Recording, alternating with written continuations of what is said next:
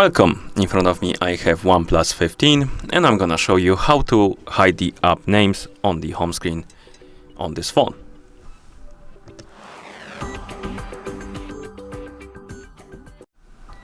So if you want to hide the app names on your home screen, you need to press and hold on the free space of your home screen, like this. It will open the editing menu. Here tap on Layout. And right here we have the hide icon names. Enable this option and then you can tap on apply. And as you can see, the names of the icons or of the apps are gone. And that's how you hide the icon names or app names on this phone. Thank you for watching. If you found this video helpful, please consider subscribing to our channel and leaving a like on the video.